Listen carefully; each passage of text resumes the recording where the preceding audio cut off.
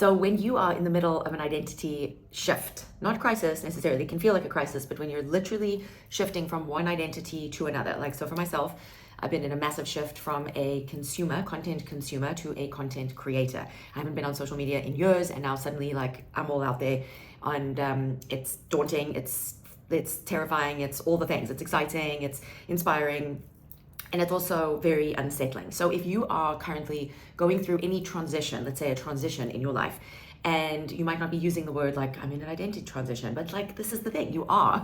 If you're going from one role in your life to another, or you are thinking about making the shift from one role or one identity to another, and you're struggling to do that, then this is going to be so important for you, because I'm going through a massive one myself, and it's important for me to just share, like as a coach, but also just like in real time, what actually occurs, because this identity level is one of the highest, what I call leverage points of change, right? It informs all of your thoughts, your beliefs, your values, your capabilities, your skills, the things that how you feel about certain things. And then all of that ultimately informs and results in the behaviors and the actions that you either take or don't take. And all of those actions compile together to create our three-dimensional reality that we find ourselves in, or our environment.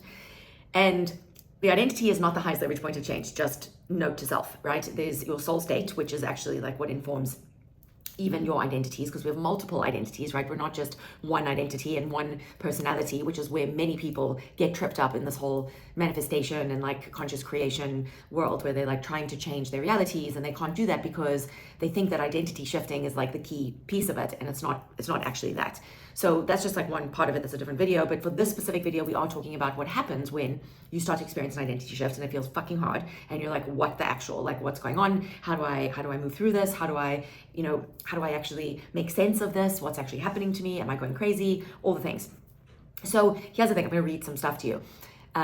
One identity is dying, right? And it's not your ego dying, because your ego is made up of multiple identities. So only one identity that you have been attached to and that you have utilized and used in to survive and to belong and to do whatever. We don't know that yet, right? Like, one identity has held a very important role in your life. Let's just say that.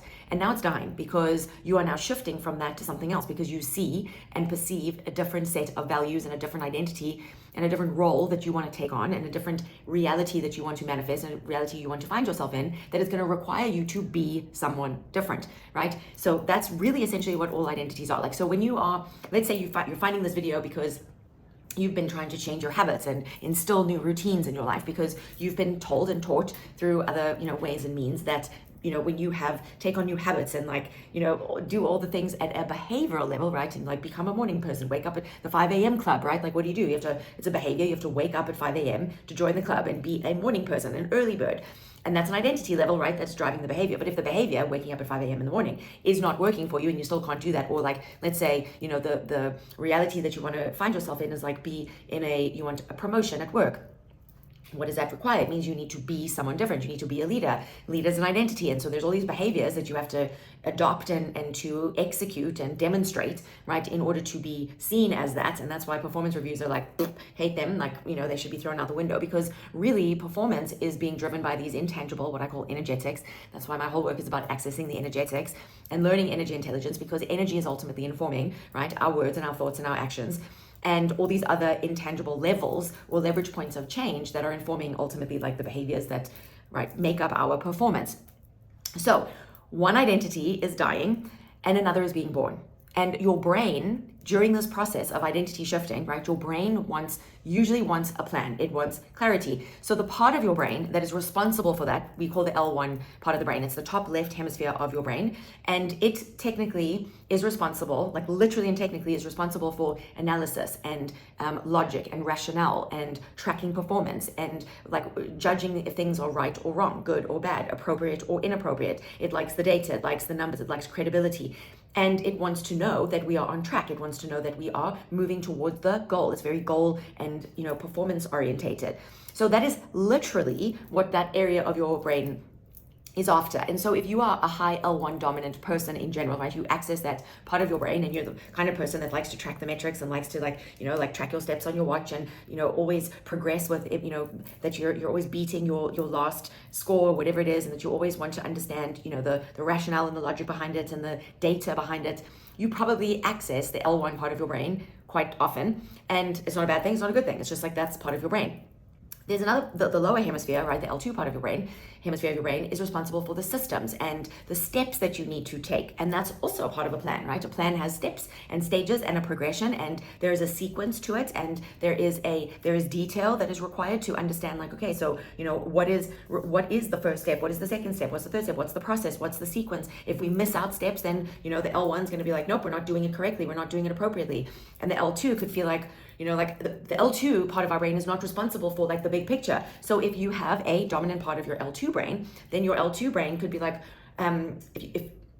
if you do have a high L2 brain, but not the part of the brain that is responsible for big picture, which is R1. So now we're dealing with a different quadrant and a different hemisphere, right? So now we're dealing with the right hemisphere of the brain and the top hemisphere, more of the executive functions up here. So that now is responsible for like the big picture and like how things are interconnected and the why behind everything and the meaning behind it, and really truly like seeing the vision. And, you know, it's like you as a high R1 thinker, you will be able to see, right, all the steps that should be required and all of the parts and pieces because it's the big picture, but you are not going to have the necessary energy and the like patience, right? Because that part of the brain is not responsible for following through. So you might not follow through on all the steps, but you've got the vision, right? So now you can start to see all of these different personalities, right, becoming informing, let's say, like personifying, right, all these different, let me say it this way, all the different areas of the brain and all the different associated preferences and functions personifying personality. Like if you want to change your reality, you got to change your personality, which means you got to go access the energetics of your brain and your thinking preferences. And so your identity, right, is informed, like who you want to be is obviously like you got to think in a different way and you got to talk in a different way and you got to feel a different way and you got to do different things. And all of these things are informed by our brain and our thinking preferences. So if you have a high R1 preference and you're very visionary and you can see the big picture, but you're not necessarily the kind of person, not really, but you're just your brain, right? You're not accessing the part of the brain that's responsible for following through on those systems and those steps and, you know, taking each step as it comes, then you might find yourself being really frustrated and conflicted and feeling like, oh, I never get anything done. I jump from one idea to the next and I'm constantly evolving and innovating, but, you know, people get frustrated with me because they don't feel like I'm following through. And this could be a very real thing. I myself, example, am very guilty of this. However, right, I'm very aware of all of my different quadrants and how they are configured in different identities. So lucky for me, like in general, I've got a very high R1, so I see the big picture, I see the vision, and they are usually like ginormous, massive visions. But I also do have a very high L2 preference, which means I usually like, so even though I'm like out there and woo and like I see all the interconnections between everything and I also see like and want things to be practical and step by step, and how can I make this very like tangible and systemic for people, and like how do I create a system so that people can access it, which is why I love my profiles and my assessments and why I'm teaching a fucking model about the whole brain and like one of 1,000 models and frameworks and duplicatable, replicatable, right? Duplicatable, replicatable, that's my L2 part of my brain in action, like wanting to make it all like tangible and easy for you to access the energetics, which are like these intangible things that people, it's the most important thing and everything's interconnected from them and comes from them, but like they're really hard to access. So that's me in like, that's my example of like high R1, high L2. And then in like relationships, which is like another context and the most surprising one, I'm very L1 and like I get very like down to business and, you know, like resting bitch face and like very intense, and that's like with friends and like family and the, you know, so it's like if people don't know me well and don't know like the, you know, like the crazy, like just general side of me, R1, L2, blah, blah, I don't have like a huge R2 preference, which is the last quadrant, but very, you know, equally important, right? No quadrant is better or worse than the next. So this the lower quadrant or hemisphere of the right hemisphere of our brain, I call it the R2, is the touchy-feely, and it's like the quadrant that is responsible for like the people and how people feel, and like, you know, like how is like how it's everything about people and like memories and mementos and making memories and referring back to memories with people, and what are people doing and how are people feeling, and like being very touchy-feely, being very animated, feeling very comfortable. So it's all like very tangible, people-orientated thing. And again, like that part of our brain is very important. Without people, like fuck, we're nothing. So all quadrants, right, are very equally important and vital to us as human beings, right? Being what we want to be, doing what we want to do, having what we want to have. And so when you recognize that you're having one of these identity shifts and you're going into, right, like you're in this like transition period where your old identity is dying, a new one is being born, your brain wants a plan, your soul wants the truth, right? Your nervous system wants simplicity and like groundedness and like to know that everything's going to be okay. Because remember, your nervous system is wired for survival and security, and to know that like, you know, we're going to have enough money, we're going to have enough belonging, we're going to have enough safety, we're going to have enough acceptance and love from everyone. And your ego wants to like to be recognized, it wants to be accepted, it wants tangibility. And your audience, right, like whoever your family wants to know that like, you know, you're gonna still be the same person that you've always been, right? So like if you're getting that new job or that new promotion as a leader, it's like, what does that mean for your family? Because you're a system, right? This is why systemic thinking is so important in the work that I do, because like anything that you tinker over here, right? Like think of a child's mobile, right? Like if you touch one part of the mobile, the whole thing, you know, moves and wobbles. And that's essentially like you and your life. And, you know, you are a whole system, and then you belong to like your immediate family and your family of origin, and then like communities and groups and your workplace and your hobbies and whatever. And like all of these systems interconnect. And if you touch one little part and piece of yourself and your system, it has a massive ripple effect out into all of the other systems. So like if you want to be, you know, promoted, a new leader, and like have more money, blah, blah, blah, blah.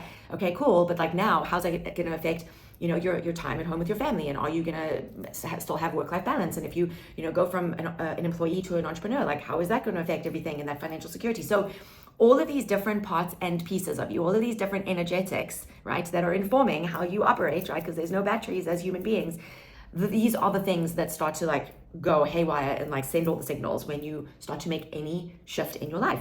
And you might not, again, recognize that you are going through an identity shift. You might just be wanting to change something in your life, wanting to manifest something. Maybe you have just manifested a new job, a new relationship, whatever, or you've lost a job, or you've lost a loved one, or you've lost a partnership, or you've lost whatever. Like, so, you know, either one of those scenarios is an identity shift. And it's going to come with consequences, ripple effects. And the consequences are not necessarily always bad, but they are just like resulting things that occur in your life. And so for you to really be, you know, aware of all of this is the key to it all. And awareness, not just from the fact of like, oh fuck, this is hard and this is shit and this is amazing, this is wonderful, this is terrifying, this is whatever it is, but to really gain space from it, right? To really just like stop and be with what's happening and start to like notice the thoughts. Are they word tracks that are like going to the negative spiral? Are you like elated and this is amazing and this is whatever? Because either one of those, like elation or depression, right, are bipolar, right? They're polar opposites of one and the same thing, right? And then you're very charged, you're highly charged, and whenever you're charged, your ions, the energy is going to go around and around in revolutions, and it's just going to keep spinning. And that's when you feel like you're either in a negative spiral or in a positive like mania. And inevitably the universe, if you don't do this manually, if you don't bring them back into equilibrium yourself, which very, very, very rarely people know how to do or do, the universe will do it for you, right? They'll bring people into your life. If you're high and on a cloud nine, you'll feel a crash. Or if you're like really low, like someone or something will come in to like help raise you and pick you up, right? Because we can't survive without, and we don't evolve as human beings without equal amounts of support and challenge. Equal amounts all the time. Positive, negative, equal amounts. And the only trick is like that we don't perceive those equal amounts in the same moment. And so that's why, like, whenever we're going through a shift of some kind, right, it's an equilibrium happening in real time. And we have to balance our perceptions of those in real time. And that is work. Like, that is the work. And if that's the only work, that's your only job as a human being, to create a better life, to create more money for yourself, to, you know, attract an amazing partner, to, right, have more work-life balance, to like have better just like friends and relationships in general, to have more satisfying, fulfilling work. Like, if that's the only thing you have to learn how to do to manifest with ease and speed and consistency all the other things that you want to be, do, and have, are you picking up what I'm putting down? Like, that's all you really need to start learning. And that's what I call energy intelligence, because it's all energy, right? Like, a negative thought, energy; a positive thought, energy; a negative emotion, energy; and a positive emotion, energy. So energy intelligence is still where it's at. I'm still going to talk about this until I'm blue in the face. I still haven't like done a video where I like actually turn blue. But anyway, like we don't want to create or generate that or manifest that. So it's just a joke, haha.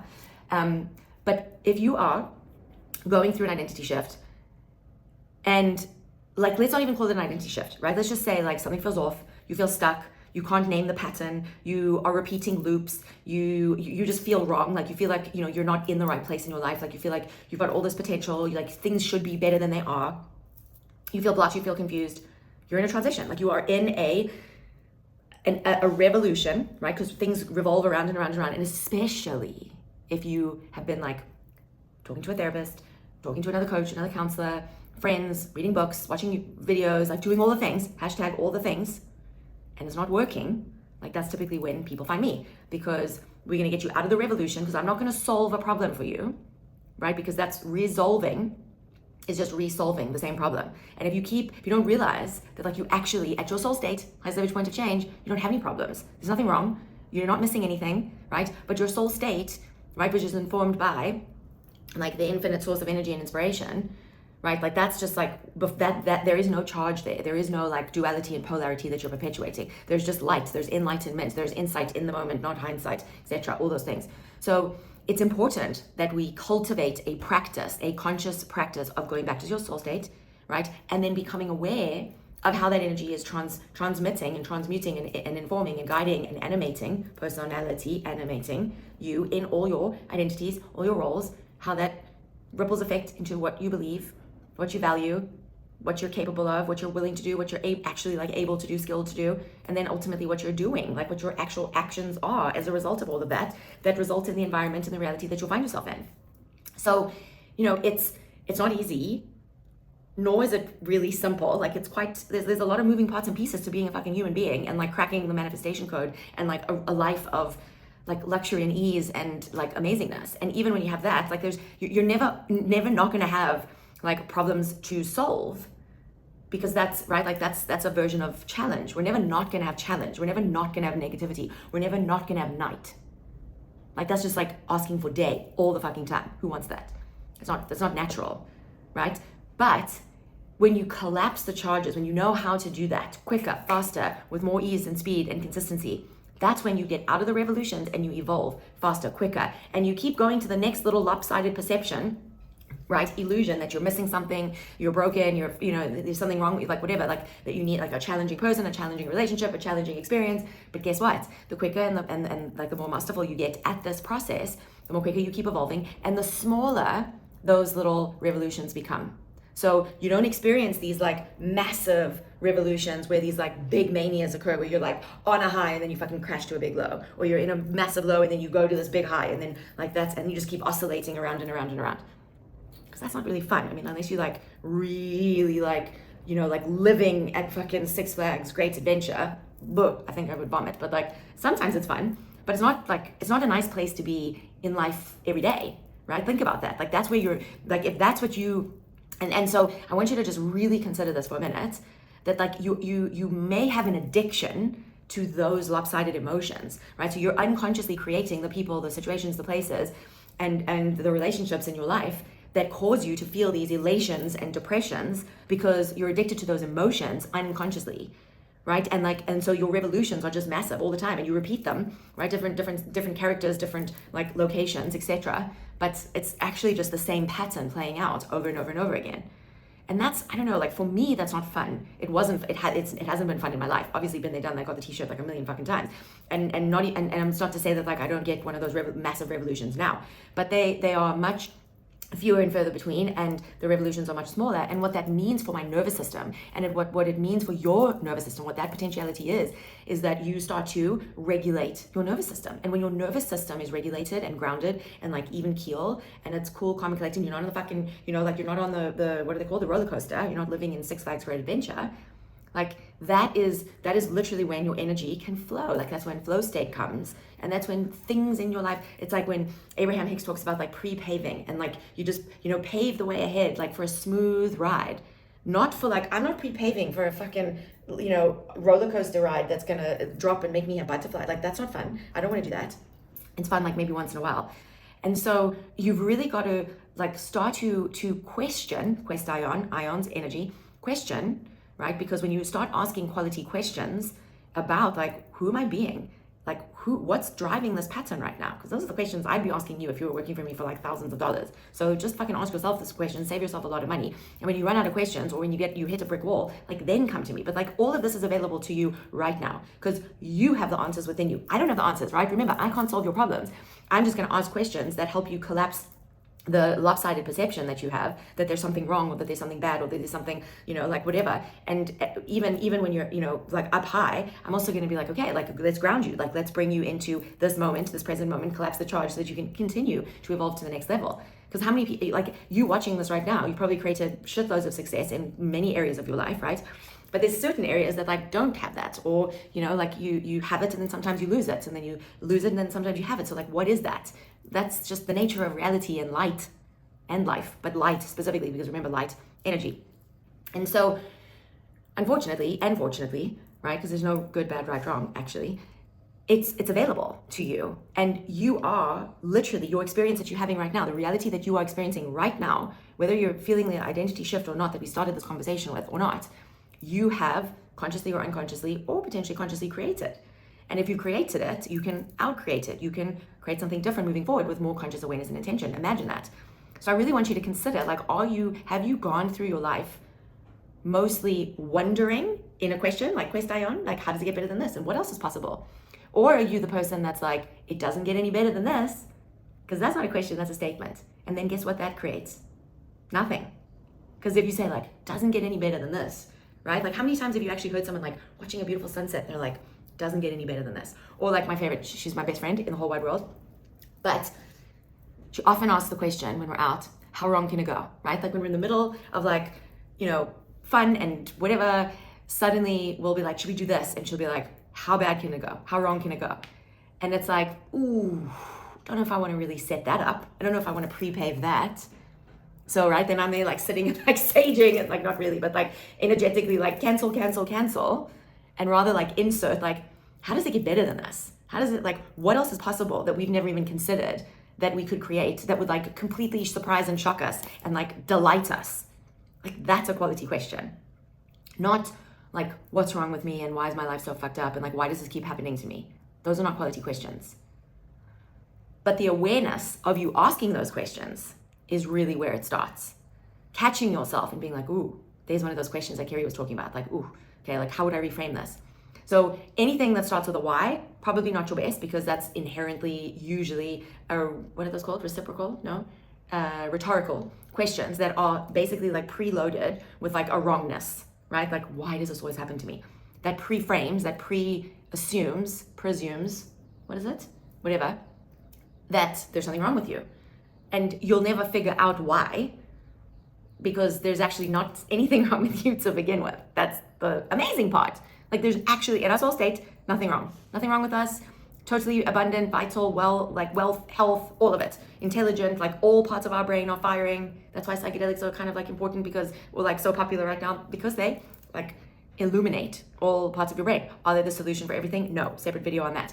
But like, and creativity, like when you use your whole brain, all areas of your brain, and when you're aware of which area of the brain and which associated functionalities are required and necessary for whatever is required for you to be, do, and have whatever it is that you're wanting to manifest and create, boom, like now Bob's your uncle, because you now have access. And that's why I like duplicatable, replicatable models, because if I can teach you, right, what areas of the brain you are responsible for what functions, and then you can be more conscious and aware of like going and accessing those parts of the brain. You have neuroplasticity, which means that you can go and build new neurons and neural pathways, right? And it's not, again, like, it's not just gonna like happen overnight. You've got to like master this, right? You've got to learn it. You've got to become familiar with it. It's got to become part of like, you know, it's like speaking a new language. You don't just like wake up fucking speaking a new language and speaking Chinese and being fluent in it. But energy is your first language. I'm gonna say that again. Energy is our first language.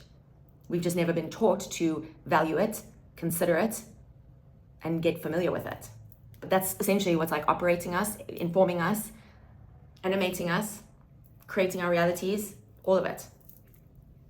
Sweating. This was a good one. So irrespective of what is actually happening to you, right? Whether it's the positive version of the identity shift that's happening, like you are stepping into a big new role or a new partnership or a new relationship, and you're excited and you've got that nervous energy, because you, again, like even nervous energy, you are afraid of a future result that's happening, or a future that it's uncharted territory, right? And your nervous system is expanding, and it's like, oof, this is big. Like it hasn't calibrated to that reality yet. Because if you think about it, like normality is actually the state that is ideal, right? Like grounded, calm, present, like in the moment, not right. And that is like when you're just appreciating, you're satisfied, like it's just like it doesn't, you're not elated and you're not depressed, you're not excited and you're not like nervous. It's no variation of the positive and the negative charge.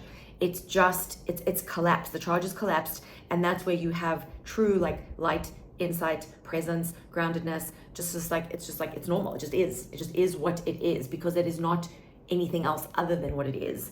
If it was anything other than what it is, it would be good, bad, right, wrong. Then we get into the charge again, and then we're revolving around and around and again, around and again. So just when you are going through, right, the positive, but remember, like, we can't escape experiencing positive and perception. We can't escape the perception of us having a positive or a negative experience. That's just the nature of our perception. And so that's the game, right? That's what we have to keep doing, is collapsing it, and not necessarily like buying into and getting attached to, right, seeking one side and avoiding the other, because that's when we get like rigid and attached, and like we just keep attracting more of what we're, what you resist persists, and in both sides. So whatever you can do to like ground yourself, get some crystals, get some stones, touch them, feel them. Like if you literally like feel yourself melting and shutting down and you need to go have a nap, go have a nap. I often just like go lie down. Like it's better to just like shut down for 20 minutes and just like let your system rest than like engaging and entertaining one of your spirals and doubts and fears, and right, like go outside, take your shoes off, get your feet on the ground, grounding. Spray some lavender spray. I know you think I'm like a little hippie, but I am at heart. Lavender in pure water, just like water and lots of essential. Lavender is so amazing and refreshing and energizing. So good. I spray often. I bring it with me everywhere I go. Colors, like just sit and like bring your attention to something that is present in the room. Spot 5 colors. Like there's some beautiful bright lime green lamp across from me, and then there's a beautiful picture with like blues and pinks and oranges and teals and like bright blues, and then like some peach on the side, and then there's a watercolor painting of a lion that I did, and I love all the detail, and I love like seeing his eyes, like I got like little reflection in his eyes beautifully. And so you see how like suddenly even me describing like my colors, my things that I'm looking at and noticing in this moment completely changes your state. Like suddenly now, like you might be listening, so whatever it takes for you to come into this present moment. Maybe like feel the chair that you're on, lean back, like feel how you're being supported, and just appreciate like how it feels in this moment to just be supported by the surface that you're sitting on. Just like how good it feels, how good it actually feels for something to carry you and to support you without you paying it, doing anything. Like there's no conditions, it's just carrying you. How good does it feel to just be carried? So I do a lot of these energy syncing types of like rampages for myself and in my membership, where like it's just like I literally just talk about how good it feels to feel good about something that's true in this moment. Like it feels so good for me to like see that bright green. I love that bright green color, and it feels really good to like just sit in a chair that like supports me, and then I can lean back, and like it also just feels really good to stretch. It feels good to feel the fan on me right now, and it feels good to know that like you're on the other side. Like it feels good to know that you're there. It feels good to know that like I could be changing one person's life, changing the trajectory, like having a ripple effect right now from the comfort of my own home. Like that feels so good to me, and it's true for me right now. You just need to start saying and acknowledging in this moment what is true and what literally makes you feel better. Even if it's getting up and like going to the toilet and getting a glass of water, like putting ice in your water, having a sip and being like, oh, that felt good, right? Like that's true for me right now. So like when nothing feels good, go find what does feel good and what's true for you. Don't start fucking saying affirmations that aren't actually true for you, because they're just not gonna make you feel good. It's like, pouring and like icing on a piece of shit. So whatever's true and what feels good, go and say and do that just for like 2 minutes, 5 minutes, 10 minutes, for as long as you possibly can. That's like cultivating, regulating more energy that is actually present and just like neutral energy. Like it's just like, it just is what it is. Like the green it's pleasing. Like I just like it right now, but it's not conditional. It's not like my mood is like, it's just like I see it and like I like it. It makes me feel better to look at that than to like think about whatever else I was potentially thinking about. Does that make sense? It's not about like massive changes, like accessing the energetics, or just like becoming more present, becoming more grounded, becoming more like in this moment with what actually is, and accepting what is as it is, not judging it, not thinking about it, not feeling other things about it, not like layering on all this other shit. It's just like noticing and being aware, and like all the thoughts that you're thinking, all the feelings that you're thinking actually contributing to your future and to how you are, the state that you find yourself now, or not. If it doesn't, fucking change your thoughts and your emotions by changing your thoughts and your emotions, by changing your thoughts to like, what else can I think right now that is true for me, that would feel better? That's how simple it is to do. Hard potentially only if you're not used to it, right? There's another voice, there's another identity like sitting there, with a fucking thing going over you, like, well, this is a waste of time, and then you gotta like notice that voice and being like, hello, welcome. That's not helpful. Like, who are you? right? Talk to them. Acknowledge what it is and be like, where the fuck did you come from? Who do you belong to? But like, if you just like stop listening to it, then like, that identity, unconscious, largely, now is ruling what you're thinking and what you're feeling and ultimately what you're doing.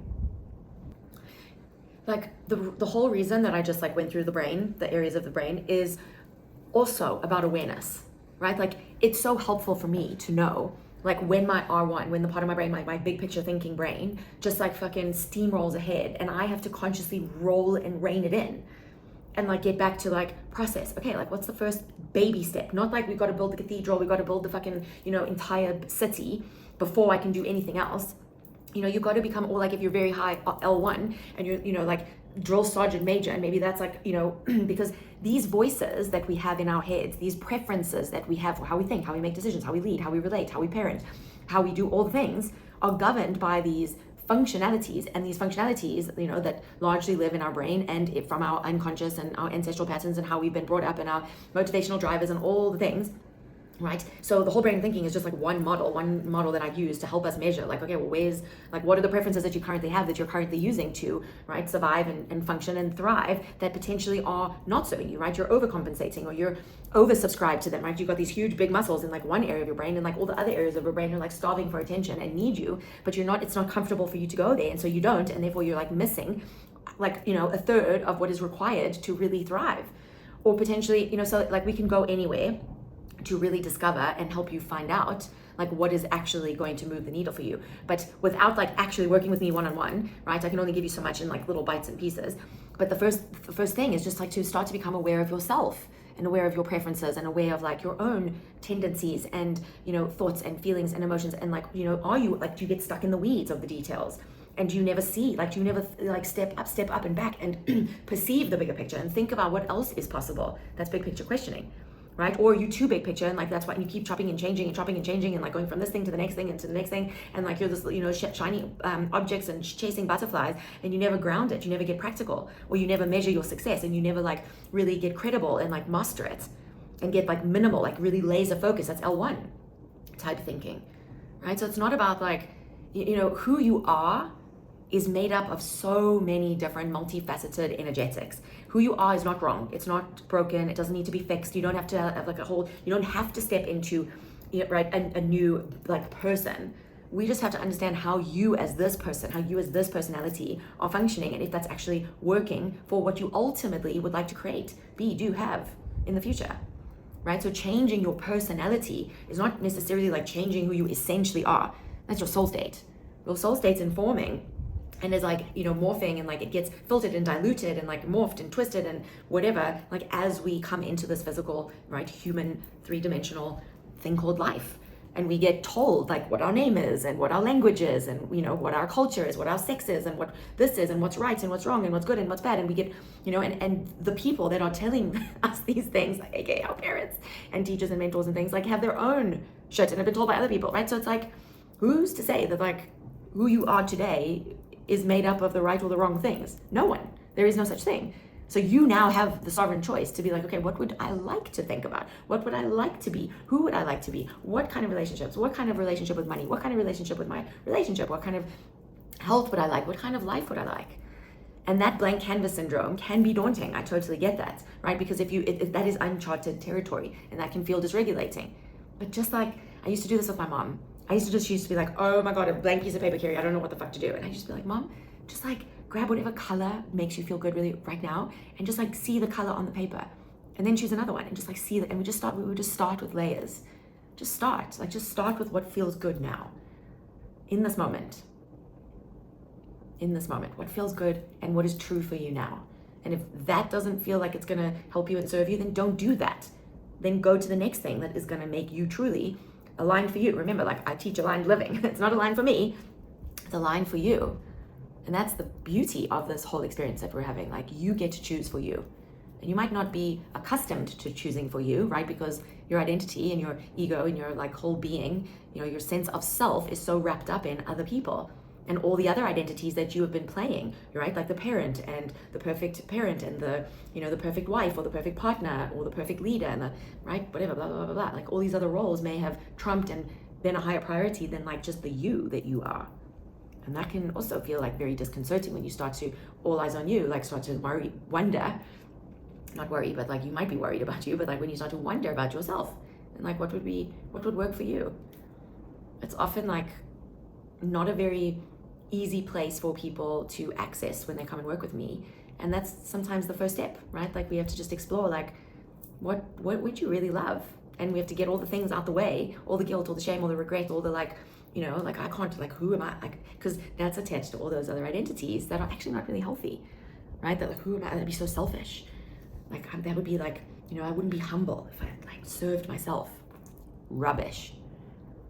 You don't put your own oxygen mask on, what happens? We all know. It's like not stuff that you don't know. It's just that we have to keep being reminded of this. And sometimes we need people in a video just to remind us that it's like actually okay to be you and that there's nothing wrong with you. You're not broken, you don't need to be fixed. You just need to like return to soul state for a couple of minutes every day and like tune in, tap in and turn on to that where everything is cool, everything's fine, everything's abundant, you're well, you're vital, everything's like A-okay. And from that state and that literal place that is available to you 24/7, like just feel what it's like to be there. Even if it feels like you're imagining it, like just give it a go and report back. So if this is resonating, comment down below. Let me know what you're going through. Let me know your questions. Subscribe. What's the other thing? Like it. Give me some love because it helps the algorithm know and like spread the word. Share this video with someone else that you think would really benefit from it, because sharing the love is always helpful. And get the notification bell so that you know when the next one drops. Sending love, peeps.